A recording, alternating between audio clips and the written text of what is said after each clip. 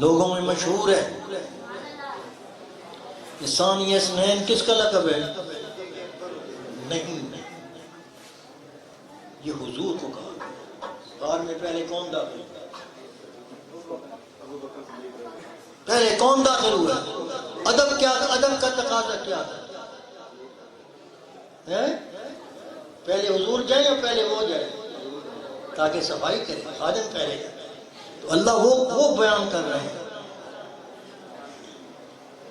کیا آیت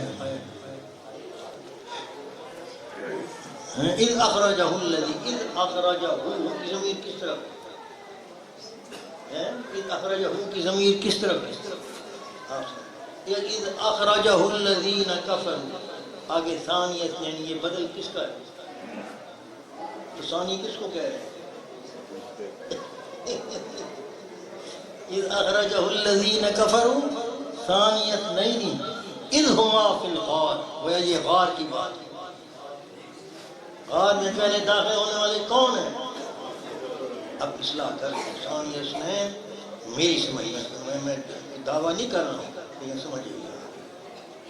اور یہ منطقی بات ہے. اگر غار ہی میں آپ پہلے ہیں تو پھر ثانی دوسرے حضور ہی ہیں. تو اس میں کوئی بے ادبی نہیں، ادب کا تقاضا. اور قرآن حقیقت بتاتا ہے، خلاف حقیقت کبھی نہیں. اور دیکھیے قرآن کی حقانیت دیکھیے. اصحاب کہف کتنے عرصہ وہاں رہے. جب یہ بحث آئی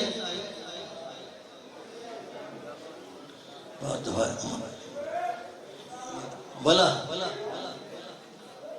ہاں وَلَبِثُوا کتنی مدت رہے؟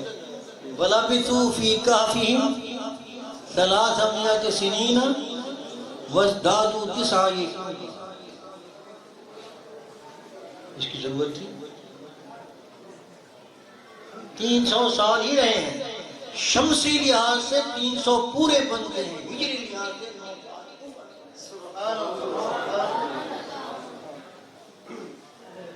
اور قرآن حقیقت بیان ہے. وزدادوا سنین 9 سنین.